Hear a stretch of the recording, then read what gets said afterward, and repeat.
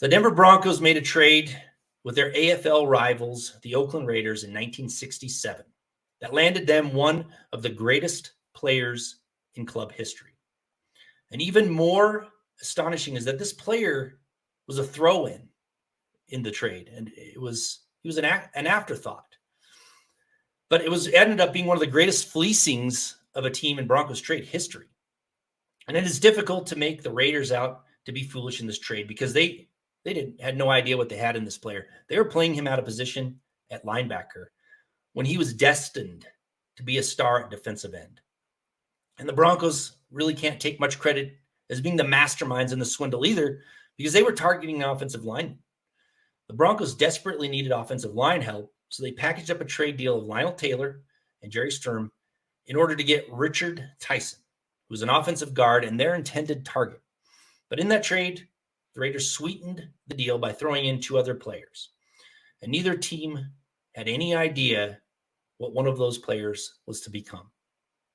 And one of those throw-in players became one of the greatest defensive linemen in NFL history. He had three of the greatest consecutive seasons from 68 to 70 for defensive linemen.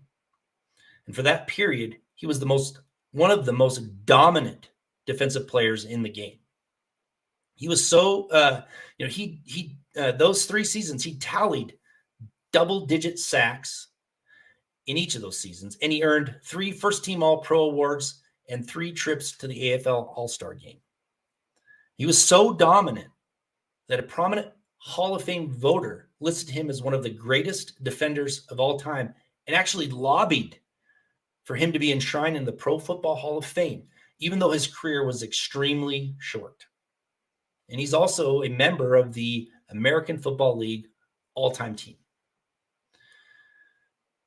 In 1971, he was off to another great year, but in week 7, disaster struck. He suffered a major knee injury, and he was never able to return to his previous form. And he was soon traded from the team and then soon out of football altogether.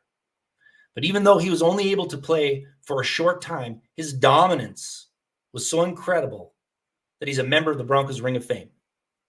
He's also earned one of the greatest nicknames in all of football. That player was Rich Tombstone Jackson. The afterthought in a trade became a Broncos legend and one of the most dominant defenders in NFL history. That's your Mile High legend,